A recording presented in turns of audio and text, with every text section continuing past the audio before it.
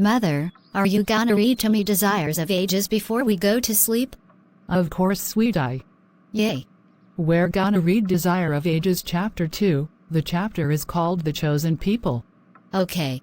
For more than 1,000 years the Jewish people had awaited the Savior's coming. Upon this event they had rested their brightest hopes. In song and prophecy, in temple rite and household prayer, they had enshrined his name, and yet at his coming they knew him not. The beloved of heaven was to them as a root out of a dry ground. He had no form nor comeliness, and they saw in him no beauty that they should desire him. He came unto his own, and his own received him not. Isaiah 53:2, and John 1:11. Yet God had chosen Israel. He had called them to preserve among men the knowledge of his law, and of the symbols and prophecies that pointed to the Savior. He desired them to be as wells of salvation to the world. What Abraham was in the land of his sojourn, while Joseph was in Egypt, and Daniel in the courts of Babylon, the Hebrew people were to be among the nations. They were to reveal God to man. That's really interesting. Yes, it is. In the call of Abraham the Lord had said, I will bless thee, and thou shalt be a blessing, and in thee shall all families of the earth be blessed. Genesis 12:2 and 3. The same teaching was repeated through the prophets. Even after Israel had been wasted by war and captivity, the promise was theirs. The remnant of Jacob shall be in the midst of many people as a dew from the Lord, as the showers upon the grass, that tarrieth not for man, nor waiteth for the sons of men. Micah 5:7. Concerning the temple at Jerusalem, the Lord declared through Isaiah, Mine house shall be called an house of prayer for all peoples. Isaiah 56:7. But the Israelites fixed their hopes upon worldly greatness. From the time of their entrance to the land of Canaan, they departed from the commandments of God, and followed the ways of the heathen. It was in vain that God sent them warning by his prophets. In vain they suffered the chastisement of heathen oppression. Every reformation was followed deep apostasy. Had Israel been true to God, he could have accomplished his purpose through their honor and exaltation. If they had walked in the ways of obedience, he would have made them high above all nations which he hath made, in praise, and in name, and in honor. All people of the earth, said Moses, shall see that thou art called by the name of the Lord, and they shall be afraid of thee. The nations which shall hear all these statutes shall say, Surely this great nation is a wise and understanding people. Deuteronomy 26:19, 28:10, and Deuteronomy 4:6. But because of their unfaithfulness, God's purpose could be wrought out only through continued adversity and humiliation. They were brought into subjection to Babylon, and scattered through the lands of the heathen. In affliction many renewed their faithfulness to his covenant, while they hung their harps upon the willows, and mourned for the holy temple that was laid waste. The light of truth shone out through them, and a knowledge of God was spread among the nations. The heathen systems of sacrifice were a provision of the system that God had appointed, and many a sincere observer of heathen rites learned from the Hebrews the meaning of the service divinely ordained, and in faith grasped the promise of a Redeemer. Many of the exiles suffered persecution. Not a few lost their lives because of their refusal to disregard the Sabbath and to observe the heathen festivals. As idolaters were roused to crush out the truth, the Lord brought his servants face to face with kings and rulers, that they and their people might receive the light. Time after time the greatest monarchs were led to proclaim the supremacy of the God whom their Hebrew captives worshipped.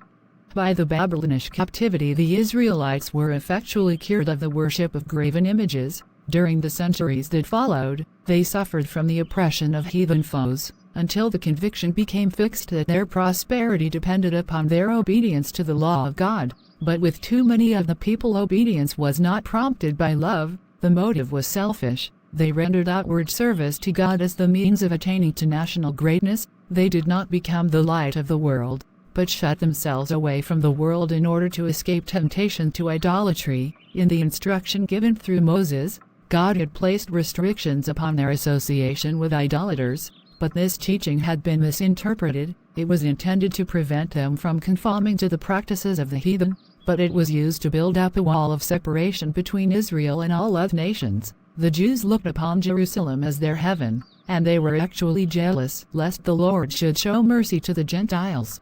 After the return from Babylon, Much attention was given to religious instruction. All over the country, synagogues were erected, where the law was expounded by the priests and scribes, and schools were established, which, together with the arts and sciences, professed to teach the principles of righteousness. But these agencies became corrupted. During the captivity, many of the people had received heathen ideas and customs, and these were brought into their religious service. In many things they conformed to the practices of idolaters.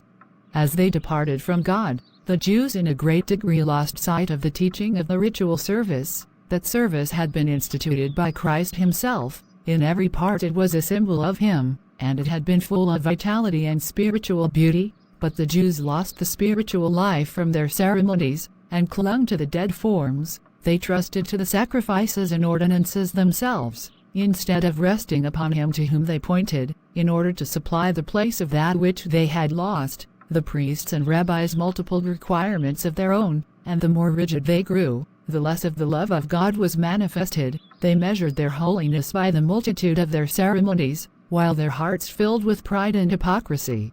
Oh my! With all their minute and burdensome injunctions, it was an impossibility to keep the law. Those who desired to serve God, and who tried to observe the rabbinical precepts, toiled under a heavy burden. They could find no rest from the accusings of a troubled conscience. The Satan worked to discourage the people, to lower their conception of the character of God, and to bring the faith of Israel into contempt. He hoped to establish the claim put forth when he rebelled in heaven, that the requirements of God were unjust, and could not be obeyed. Even Israel, he declared, did not keep the law. While the Jews desired the advent of the Messiah, they had no true conception of his mission. They did not seek redemption from sin, but deliverance from the Romans. They looked for the Messiah to come as a conqueror, to break the oppressor's power, and exalt Israel to universal dominion. Thus the way was prepared for them to reject the Savior.